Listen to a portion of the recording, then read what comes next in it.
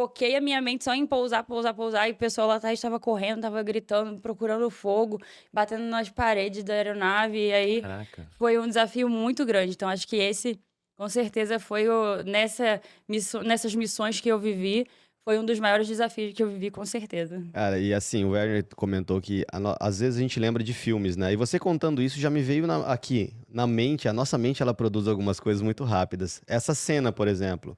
Só que você realmente tem treinamentos pra isso. Mas na hora que você passa por isso é totalmente diferente de um treinamento, porque você tá vivendo ali na realidade, né? E ali você tá pronta pra saber se você vai pousar ou pode ser que você não pouse, né? Sim, com certeza. A gente passa por simuladores de voo que simulam fogo, falha do motor, e eles são muito importantes para que naquela hora saia tudo certo. Porque o principal é você manter a calma, as pessoas ficam todas nervosas, às vezes vêm sugestões que não são as melhores. Ah, não, desliga todos os equipamentos para a gente ver onde é o fogo, desliga tudo. Aí você tem que manter a calma para não tomar uma decisão errada, né? Quando você estuda incidentes aéreos, a maioria dos insucessos 80, 90% tem a ver com o erro humano, não com a falha da máquina. E ainda, nas emergências, às vezes uma luzinha que queima e a pessoa se distrai do resto e bate descoordenado no chão, por causa de uma pane pequena que não precisava ter causado aquilo. Então, acho que o controle emocional é o fator primordial, que se treina no simulador, mas no simulador você está no chão, né? Você não morre. E, na real, então, você precisa muito das competências emocionais para conseguir lidar bem com isso, né? E sair bem. E qual é a dica para manter essa calma e esse foco pilotando e pegando fogo dentro do avião para tomar as decisões mais rápidas e mais acertadas? O que você pode dar de dica, assim? Porque isso serve para a vida, é uma coisa que você viveu no ar, mas o tempo todo a gente está no nosso dia a dia pegando fogo em várias situações da nossa vida. Como manter esse foco, essa calma? Para mim, é focar no instante presente, não deixar a mente viajar, né? Eu não fiquei pensando assim, ai, vou morrer, ai, se eu morrer agora. Eu só pensava assim, eu vou pousar, onde eu vou pousar? Cadê a pista mais próxima? Perguntei pro controle onde era a pista mais próxima, se não tinha nenhum NOTAM de interdição. Então, eu mantive o foco no que eu queria que acontecesse, e não ficar pensando no pior, né? Então, eu acho que isso no dia a dia funciona muito. Se você ficar pensando no que pode dar errado, em tudo aquilo que pode vir a acontecer, às vezes a gente perde a nossa mente e sai do momento presente, e também do foco que você quer que aconteça, que é o sucesso, que é pousar, né?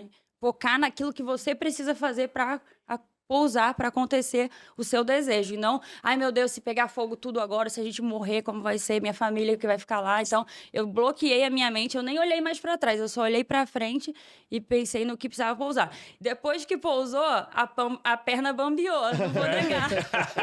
Mas até que aquilo acontecesse, eu mantive o coração gelado para conseguir fazer aquilo da melhor maneira. Cara, e eu já ouvi algumas outras histórias, né, de problemas no ar, e eu tenho muita segurança hoje quando eu entro dentro do avião, porque eu vejo quão capacitados vocês são e quão treinados, né, para se tratar de tudo isso. E realmente quando acontece uma fatalidade, infelizmente, é porque foi feito todos os procedimentos, mas o treinamento que vocês têm, a habilidade de lidar com os imprevistos é incrível, né? O nosso treinamento na Academia da Força Aérea é muito puxado. E quando você sai de lá, você entende o porquê.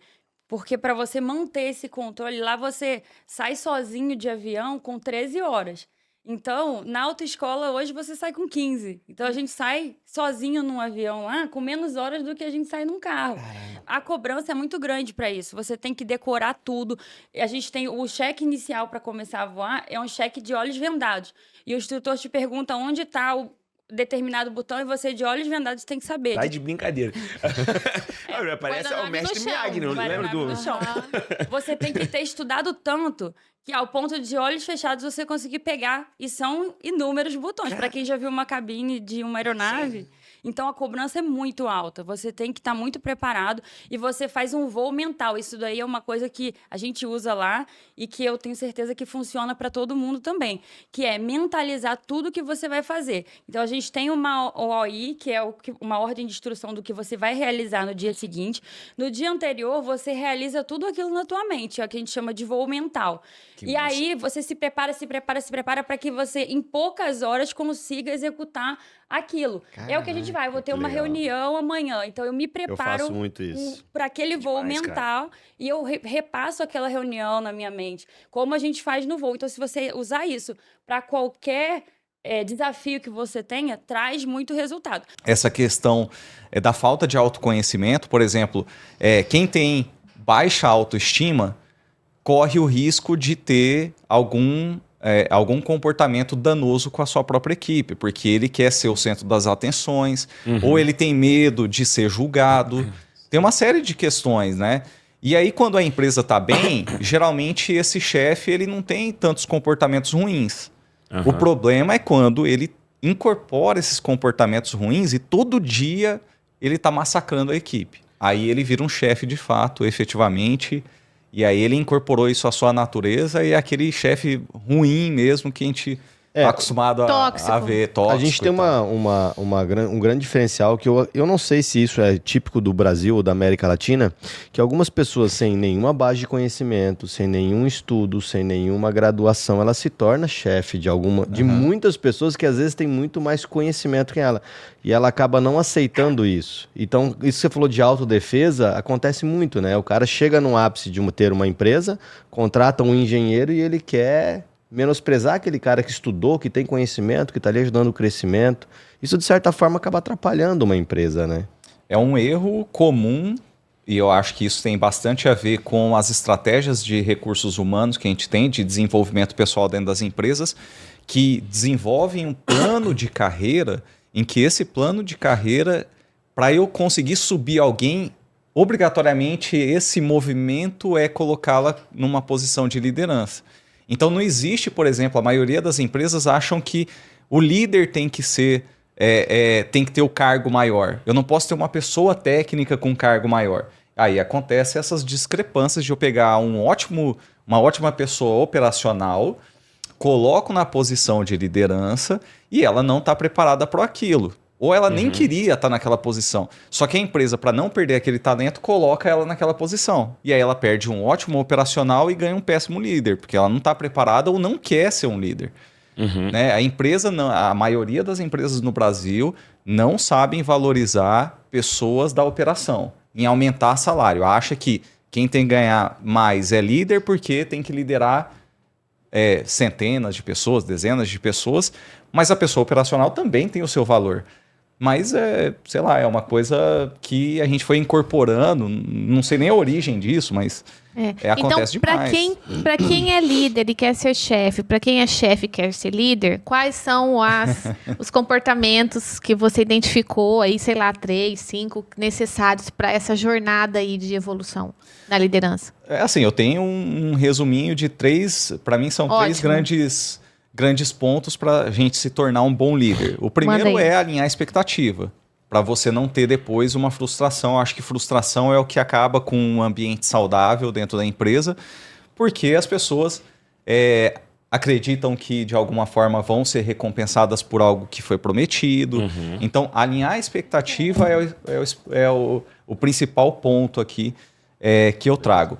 O segundo não exija o impossível. O líder não pode exigir da sua equipe o impossível, porque gera ansiedade. Só que a gente percebe que existem alguns gatilhos, né, principalmente nas áreas de vendas, por exemplo, em que a gente vê lá, vamos bater a meta, e essa meta é sempre impossível porque a empresa ou aquele líder não quer pagar bônus. Olha que maluquice, ao invés de querer de valorizar a equipe, não, vamos colocar uma meta extraordinária, porque ninguém vai alcançar e aí eu não preciso pagar bônus. Acontece com frequência por aí, viu? E o terceiro é potencializar os talentos, né? É colocar a pessoa no lugar certo, que é um pouco do que a gente estava falando aqui anteriormente. Então, potencializar talento é você não menosprezar um conhecimento técnico, colocando aquela pessoa para fazer uma coisa que talvez ela não domine, como é o caso de pegar alguém operacional e colocar lá na liderança. Mas eu vou te dar um exemplo de dor que eu tenho como empresário. Eu tenho uma empresa hoje com alguns funcionários e eu tenho uma dor, por exemplo, o funcionário fala, pô, mas eu tô aqui há 2 anos e você pegou o cara com 3 meses e ele tá com resultado maior que eu, mas ele não entende que aquele cara tem mais conhecimento, que aquele cara tá buscando mais, tá tendo mais resultado. A cultura é muito ruim nesse sentido. A pessoa não quer buscar conhecimento e se sente discriminada porque ela não está no lugar da pessoa que tem muito conhecimento, né? No nosso livro milenar, na Bíblia, assim, quando a parábola dos talentos, ela entrega para 3 tipos de pessoas. Não existe um modelo. São 3 tipos de pessoas que têm as suas capacidades diferentes. Nenhuma delas está desabonada, mas cada um com sua capacidade. Então eu acho que é o seguinte, existem pessoas que estão ali para ser líder e existem pessoas que têm para ser liderada. E não tem problema nenhum nisso. É apenas o processo. Mas é legal quando você traz esse conceito da internet, que infelizmente muitas pessoas gostam de viver de mentira. Não adianta você tentar vender verdade para quem quer comprar mentira, é impossível. É impossível isso acontecer. Eu falo o seguinte, as pessoas compram o que elas querem. Exatamente. Então, aonde que você vê alguém vendendo curso para o cara respeitar o processo, falando que é no passo a passo, que é na dor, que é na dificuldade, que é difícil, que é árduo, você vai tomar não, você vai ser traído, você vai ter problemas. Ninguém tá vendo esse curso. Tá vendo esse curso seguinte, cara, se você viralizar, você vai hypar. Se você for com fulano, você vai hypar. Então, às vezes até tem um ou outro que faz isso, mas assim, na chamada, para você poder pegar a pessoa, ó, eu vou te mostrar, vai ser assim, vai ser assado. Aí a hora que a pessoa tá lá na imersão, tá lá no... Aí, ó, só que é o seguinte, gente, vai doer, vai ser assim, vai ser assado, aí ele te mostra, mas para você, justamente a chamada por isso, é o simples e tipo assim, ó, vem que vai dar certo. Isso. E eu acredito que não é bem assim. Eu acredito no processo. Então, eu vivo de processo e estou vivendo até hoje. Inclusive, a gente veio conversando sobre isso. Eu e o Ronald. Existir qualquer história de sucesso, tanto profissional, quanto na família, quanto na Bíblia, são pessoas que não desistiram. Quem desistiu, a gente nem sabe que essa pessoa, muitas vezes, que ela passou por aqui nessa terra. Então, quem passar por aqui e entender que o nosso propósito final, a longo prazo, entendendo o processo, é respeitar isso daí e entender que nós estamos aqui justamente para ter sucesso. Só que para obtê-lo é não desistir. A maioria das pessoas, elas desistem na arrancada mesmo. Na verdade, ninguém quer ouvir não, né? As pessoas não sabem lidar com a rejeição. Cara, eu era movido à rejeição. Quanto mais a pessoa me rejeitava, mais eu... Por quê? A pessoa tá te rejeitando porque ela não tá te compreendendo. Você tá errando a tua comunicação, é só isso. Comunicação não é só falar, é o que a pessoa entende também, durante a pandemia, eu entrei no mercado e eu comecei a contar quantos nãos eu recebia, como vendedor também. No 3.974, eu lembro desse número, eu parei de contar. Eu contava os nãos que eu tomava. Eu já devo ter tomado mais de 10 mil nãos até os 4 anos.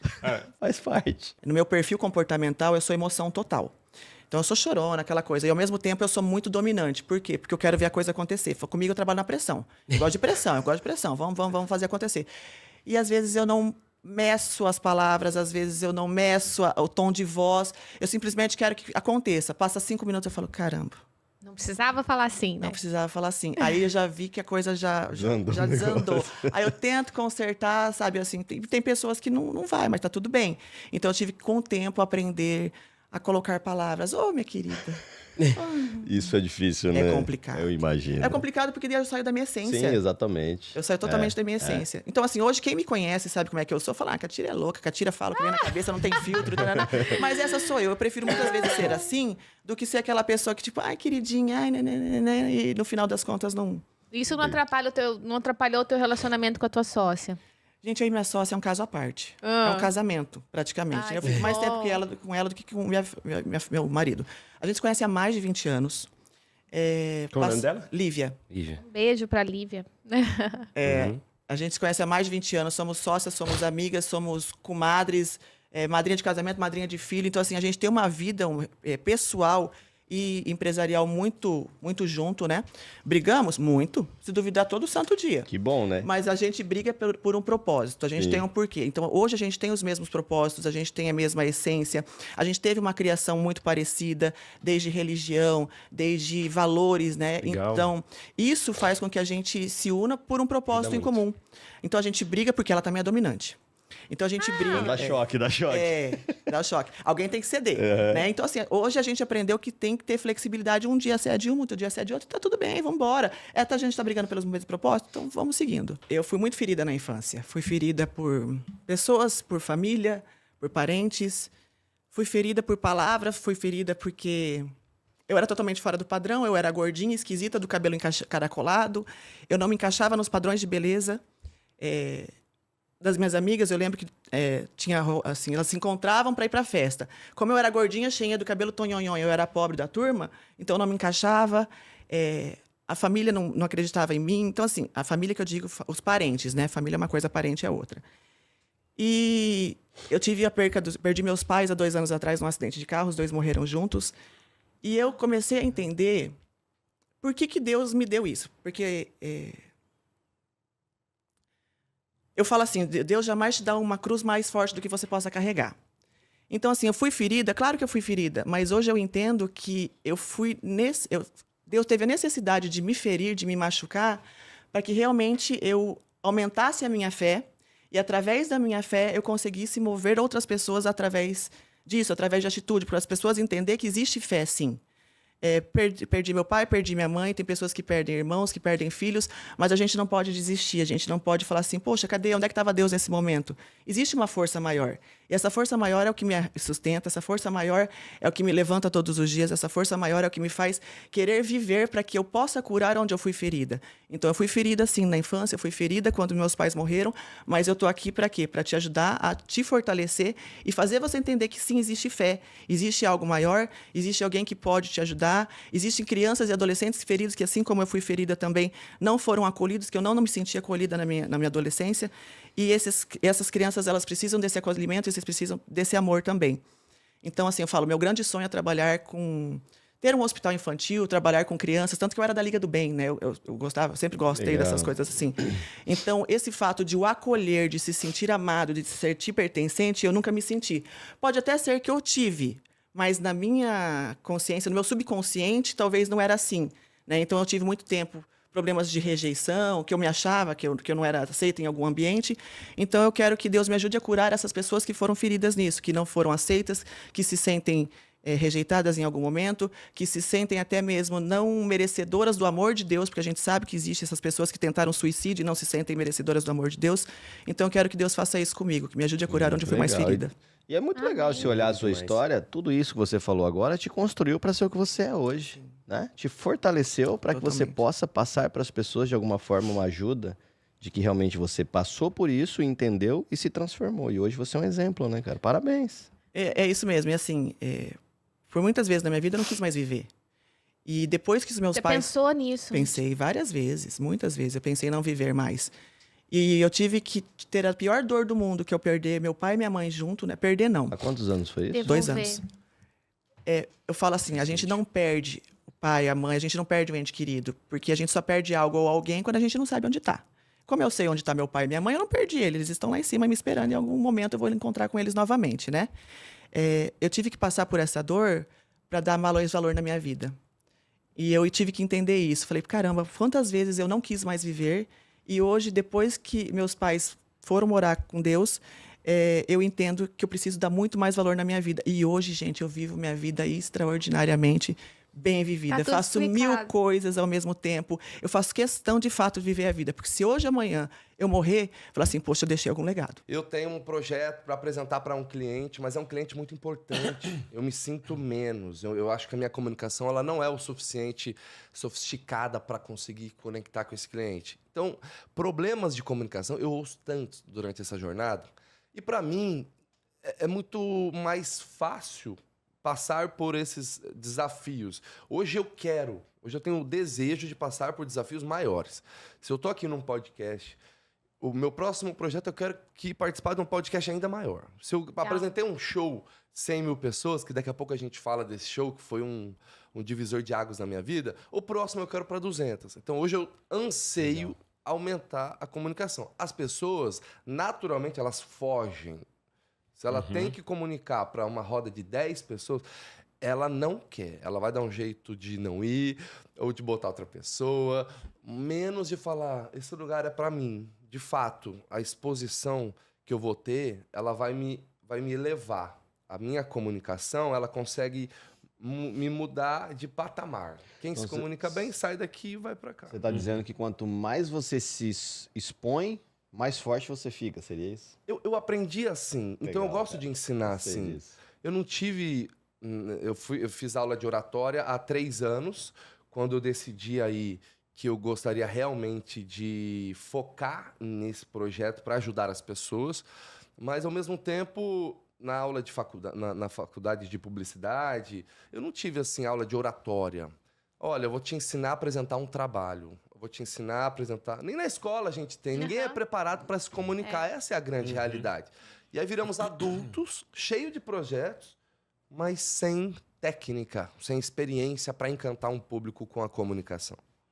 Você falou uma coisa que eu achei interessante, assim, talvez as pessoas ficam com medo porque talvez a minha comunicação não seja tão refinada para fazer aquela conexão com a pessoa. As pessoas, na verdade, isso diz que é um dos maiores medos das pessoas, né?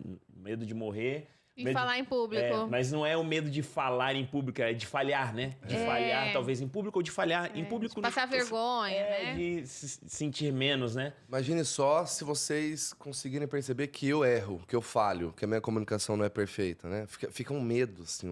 Imagine se eu vou falhar na frente de todo mundo.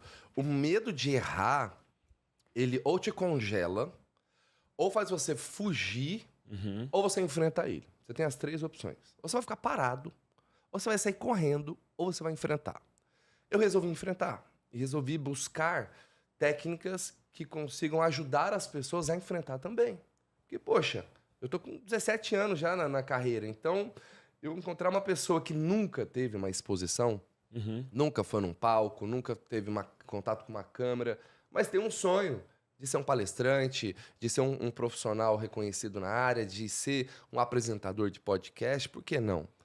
Então, eu acho que eu dou esse primeiro passo e eu coloco algumas técnicas, assim, eu dou um auxílio. Olha, a coragem é muito importante. Eu vou te cutucar para você ter coragem. Só que se você ficar inseguro, tudo bem, tá aqui, ó. Tem várias técnicas, pode seguir. Tem coisa de Aristóteles lá, 300 anos antes de Cristo, já estava tudo pronto. É só a gente seguir e respirar bastante, porque a adrenalina bate. Deixa eu puxar uma última pergunta aqui. Puxando um gancho, todos são capazes de se comunicar com qualidade na tua cabeça? Porque a gente sabe que cada um tem um perfil. Exatamente. Provavelmente você, no temperamento, você deve ser um sanguíneo, igual o Werner. Que já fazia amizade na fila do banco, já vai chover, não vai chover. Já tem gente que é mais introspectivo, que já não gosta muito de conversar. Então, acho que a pergunta cai bem. Qualquer pessoa pode? Porque às vezes a gente se compara muito, entendeu? E aí você fala assim, putz, queria me comunicar como ele, mas você não é ele, entendeu? Em era de Instagram, a comparação ela virou um problema. Porque no celular você tem acesso a milhares de pessoas que são muito boas no que fazem.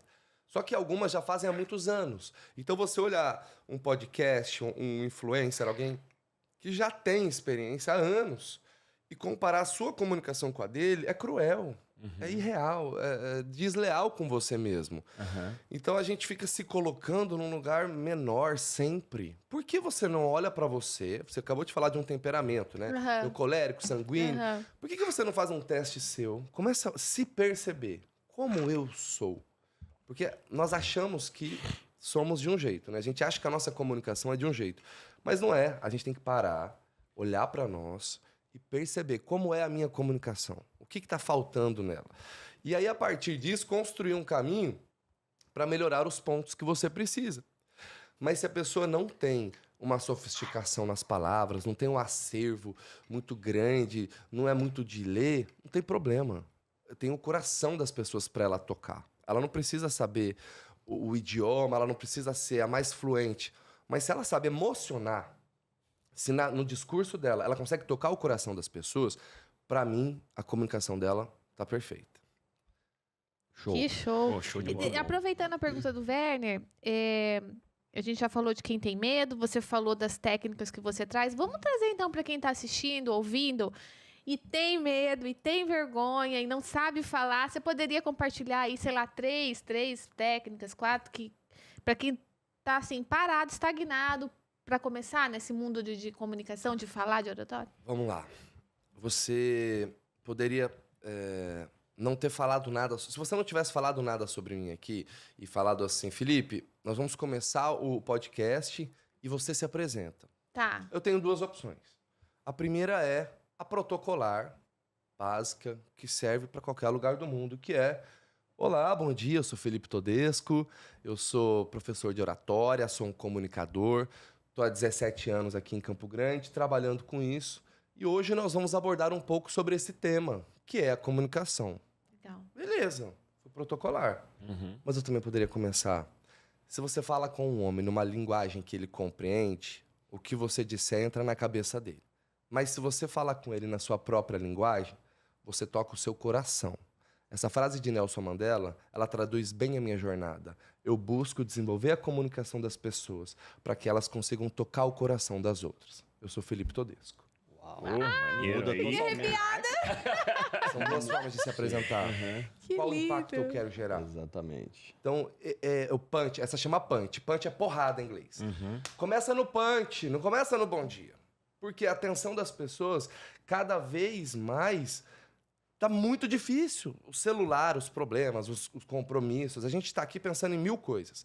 Então, se você que é o comunicador não trouxer algo de impacto, com certeza você tende a perder essa audiência. A pessoa vai olhar para o lado, vai pegar o celular, ela vai pensar em outra coisa. Então, um bom comunicador é que ele consegue reter a atenção da pessoa. Hoje é a nossa obrigação. Uau. A gente tem que pensar no público que está assistindo a gente, não em nós, mas no público. Como que eu consigo trazer essa informação e de uma forma impactante, cirúrgica, levar Então, a pro meu boa público? comunicação é quando eu consigo dar boas porradas no momento certo. Porrada é essencial hoje em dia, porque é o punch É o punch para que- chamar a que eu atenção, vou para reter, para impactar aquela atrair. pessoa. Da onde surgiu essa teoria, enfim, essa Sim. coisa dos 4 temperamentos? Certo. A primeira vez que eu escutei esse assunto realmente foi com o Ítalo Marcilli, né? Porque eu já comecei a acompanhá-lo nas redes sociais e ele começou a falar e eu falei, gente, isso é interessante. A primeira coisa que vem assim é pra gente realmente se entender. Mas aí depois você vai vendo que você vai entendendo o outro e isso vai fazendo você ter uma empatia pela outra pessoa. Meu marido é colérico, então assim, tinha atitudes dele que eu falava, não é possível, gente, que essa pessoa é tão irritada desse jeito. Que sofrimento. Como que ele é desse jeito, tão irritado? Ele se irrita por tudo e por nada, né? E aí eu comecei a ter mais empatia de entender que aquela era uma movimentação da alma dele, né? E aí eu comecei a ir atrás. Comecei atrás. E assim, eu amei, me apaixonei realmente. Comprei o livro do Ítalo, mas aí comecei a estudar e comecei a ver. Eu mexi no microfone aqui. Que essa é uma teoria muito antiga, né? Que Hipócrates, que é assim, o pai da medicina antes de Cristo, já falava dos temperamentos. E Galeno, que também é um médico grego que veio depois de Hipócrates, também dizia e começou a perceber que existia uma forma de receber o mundo e responder a ele diferente. E, assim, eu fiz medicina chinesa também, eu fiz acupuntura, né? Uma pós-graduação de 2 anos e tudo mais. E aquilo me encantou ainda mais porque eu comecei a perceber que existiam muitas coisas lá da medicina tradicional chinesa que era de outro lugar, que batiam com a teoria dos temperamentos e dos humores que eles falavam, né? Porque eles falavam que dentro dessas 4 pessoas, elas tinham um excesso de um humor, que era o excesso da bile negra, o excesso da bile amarela, o excesso da fleuma e o excesso do ar. E isso existe, assim, um pouco diferente, mas existe também na medicina tradicional chinesa.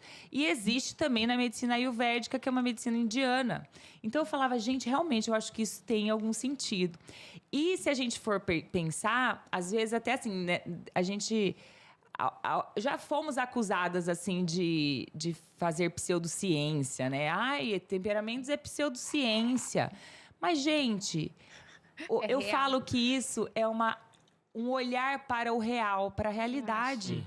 Se você olhar a realidade, você tiver esse olhar simbólico aberto, você consegue entender que realmente o fogo é de uma forma, a água é de uma forma, o ar é de uma forma e a terra é de uma forma, assim como as pessoas.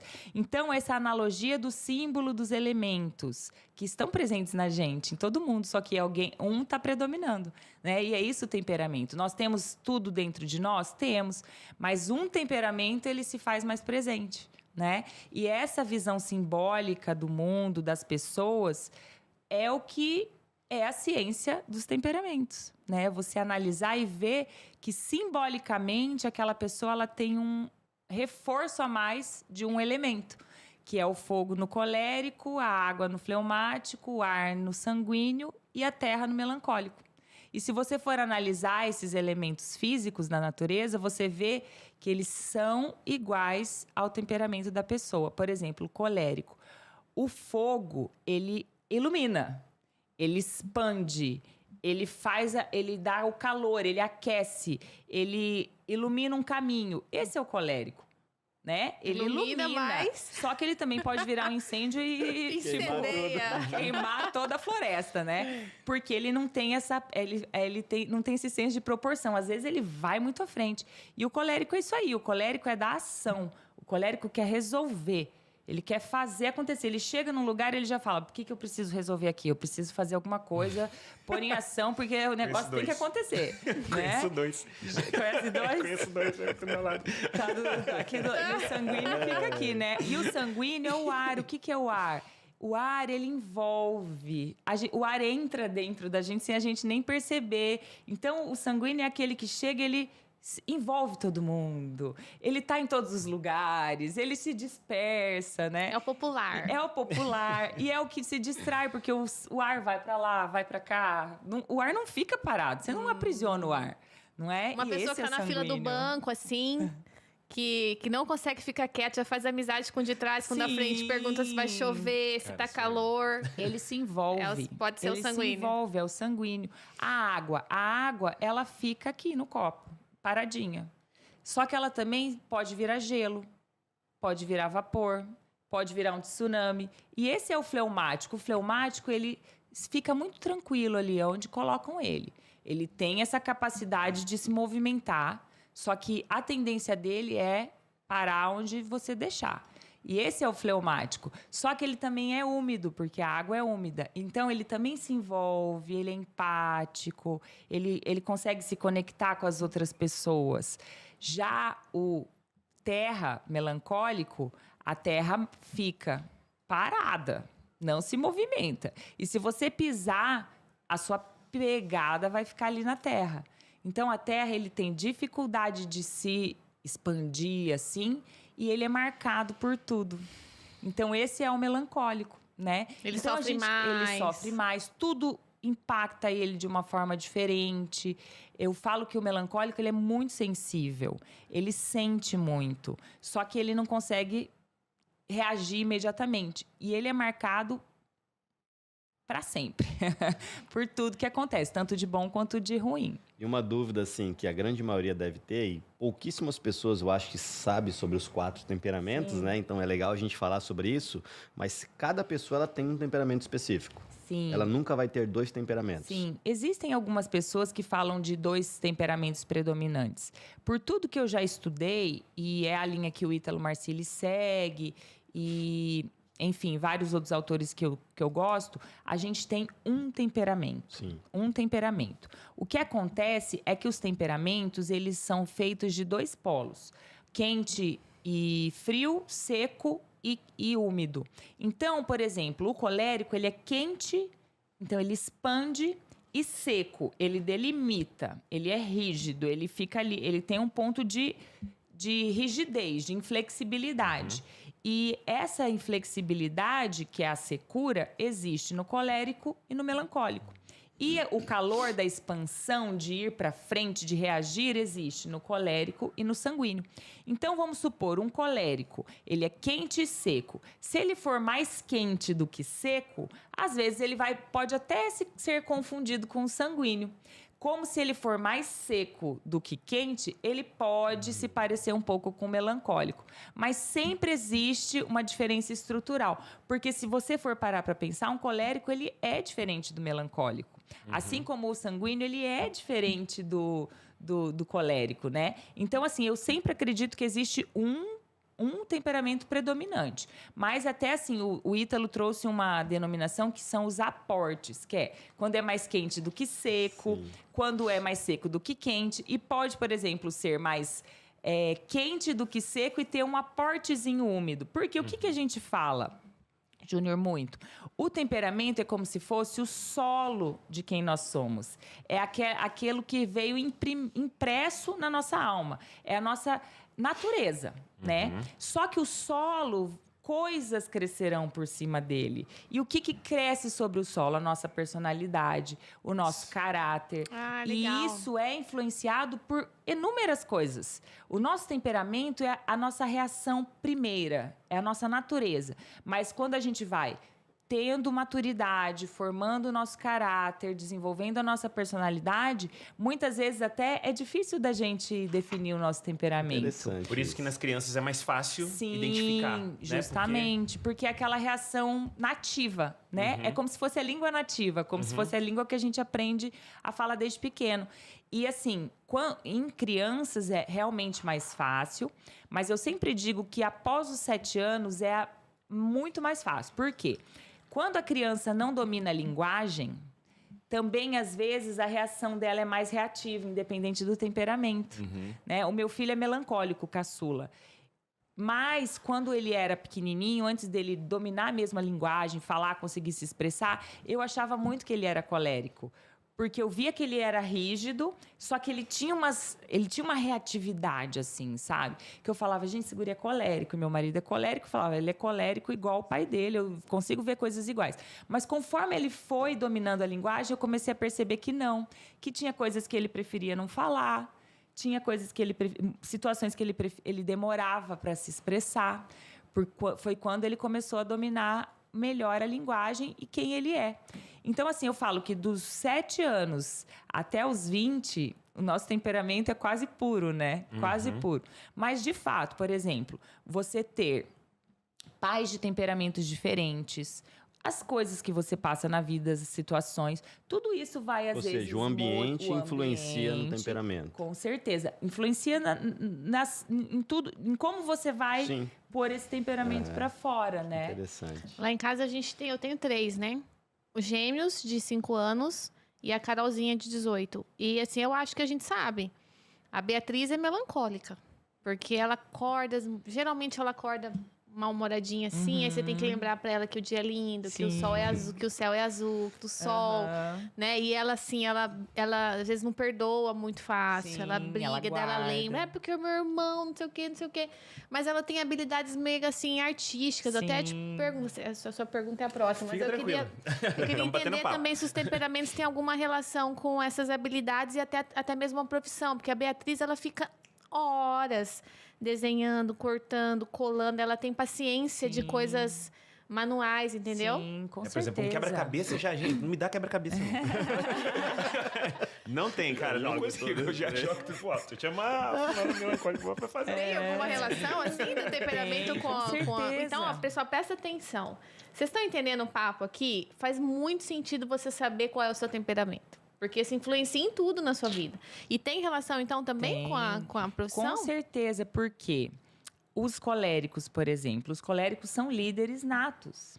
Porque eles nascem com esse pulso, com esse impulso de retificar, de agir e de resolver.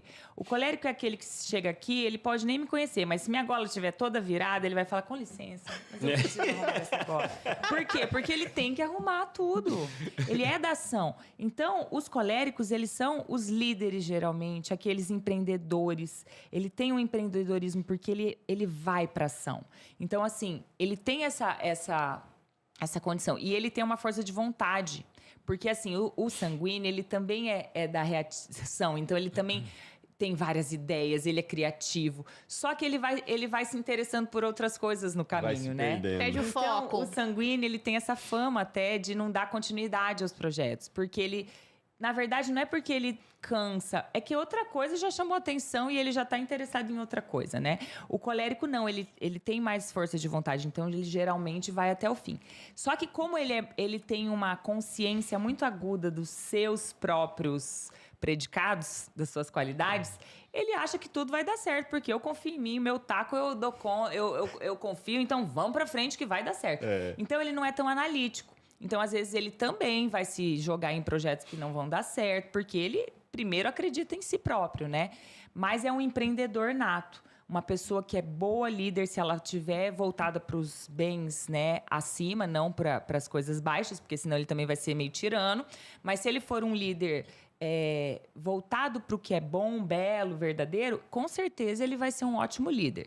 Já o sanguíneo, como ele é muito criativo, ele tem essa veia artística também, né? Ele é uma pessoa que sempre vai se dar bem conversando com outras pessoas. Ele é empático porque ele se envolve nas conversas, ele se envolve na situação, ele consegue se colocar no lugar do outro, o que é difícil para o colérico. O colérico, como ele é muito voltado para a ação, até ele tem fama de não ser empático. Ele magoa, né? Porque parece que ele não tá preocupado com a pessoa, ele tá preocupado com o objetivo. Ele vem passando em cima de tudo. Ele tratora todo mundo.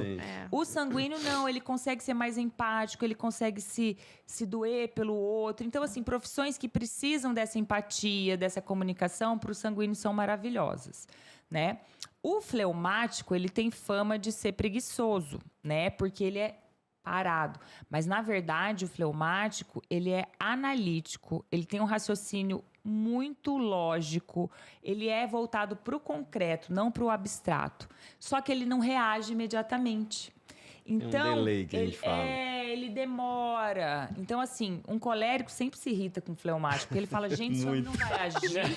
Meu Deus, essa pessoa precisa começar a agir. E aí ele começa a querer empurrar o fleumático. Mas o fleumático, ele está analisando, ele está pensando na melhor forma e de uma forma muito concreta ali dentro dele. Então, os fleumáticos são ótimos para trabalhos também que exijam uma constância. Eu falo que o fleumático... Eles erram bem menos, né, doutora? Muito menos.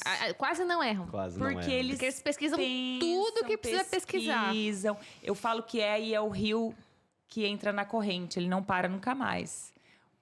A água do fleumático, quando entra na corrente de um rio, ele vai continuamente. Então, o fleumático é ótimo para aqueles trabalhos que exigem uma persistência, assim, sem pressa e sem pausa, que vai, aquele trabalho que é analítico, que vai indo, que precisa ter constância. Então, assim, o fleumático, ele é excelente para isso. E ele também é muito empático. Ele também consegue se colocar no lugar do outro. Então, são ótimos médicos, são pessoas que têm uma frieza para agir como, assim, a emoção, é como se a emoção para o fleumático se diluísse nessa água. Então, assim, nada impacta ele de uma forma, assim, né, visceral, como, por exemplo, no colérico e no sanguíneo. O sanguíneo também é reativo, ele não. Então, assim, hoje eu fico analisando, porque naquela época eu nem tinha esse conhecimento, colegas fleumáticos em plantão. Chega uma emergência, ele nem muda o rosto. Todo mundo, você corre pra cá, corre pra lá, o que eu faço? Ele, pega o laringoscópio, vamos entubar. E assim, a pessoa tá ali, parece que tá indo fazer assim, digitar. Eu vou entubar esse paciente, por favor. Pega ali o sedativo. Então, assim, são pessoas frias. Então, assim, nesse lugar de que você tem que manter, assim, uma certa frieza para tomar decisões, o fleumático é excelente, porque ele não deixa a emoção dele envolver ele